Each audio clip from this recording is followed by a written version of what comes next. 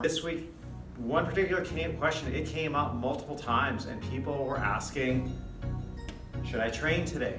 And this might have been somebody that was coming in and they just weren't feeling very well. It might have been somebody who had a tough session last day and they're wondering, okay, well, how do I decide? How do I come to a decision on whether or not I should train today? And there's a number of different circumstances that we might look at that condition. So, the first one might be like if we're tired or fatigued, that might just be that, we didn't sleep well, maybe we didn't recover well from our last workout, maybe we're under a lot of stress, and it's just either mental fatigue as well. And the thing to know with that is that exercise mobilizes, exercise oxidizes fats and releases glycogen, and we're able to produce ATP, and we're able to get these energy stores. When we're sedentary and we're not moving, that's when we're most fatigued.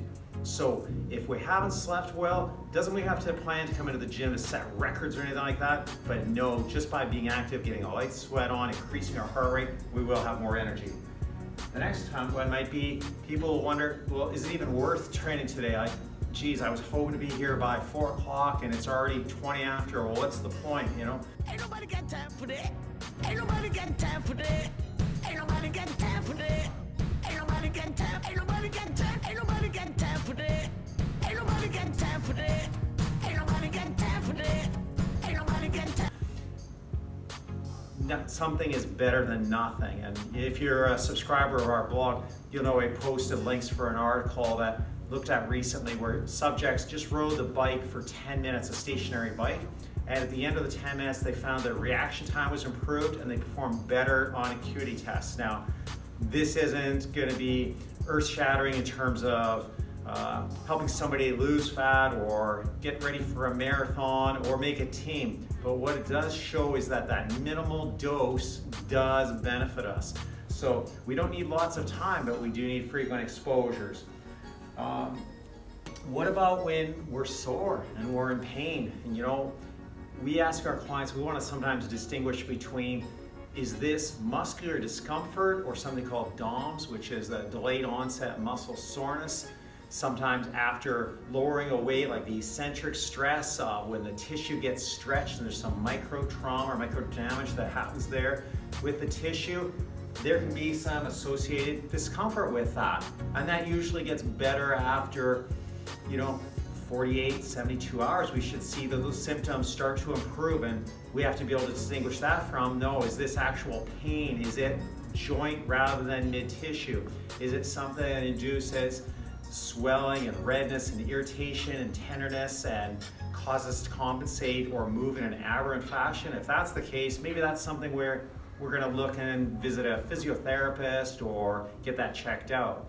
But otherwise, if it's just muscle discomfort, light activity is going to help you feel better. Staying inactive, sitting on the couch, watching Netflix, pain's going to get a lot worse, or it's going to linger a lot longer.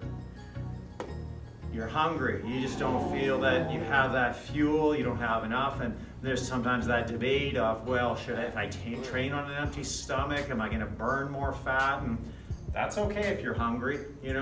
Obviously it's preferred to be better fueled when you train, but if you are starving and you're hungry and whatever, hey, more incentive to get that workout done a little more quickly. Lastly, we can sometimes wonder, well, should I even train? I get to the gym and I forgot my shoes. Now, if you're at home, you'd be fine to do some stretch, some mobility work, some core activation. You could do some bodyweight exercises. You'd do that in the comfort of your own home, no problem. If you're in a gym setting, you got to know with the gym rules what they allow and don't allow. But with ours, when clients show up without their shoes, yeah, you're fine. We're just going to rule out using anything with heavy weights that might get set down on a toe or a foot or cause an injury. We're not going to do a lot of sprinting or plyos where if we're landing, we might be doing damage to the foot or the ankle. But otherwise, you can get around that. So hopefully that helps give some context to answer that question about whether or not I should train today. And also, if you want that best result, just remember, be the penny. We preach that to our clients, and that's do small positive actions repeatedly over time. You're gonna be doing just fine.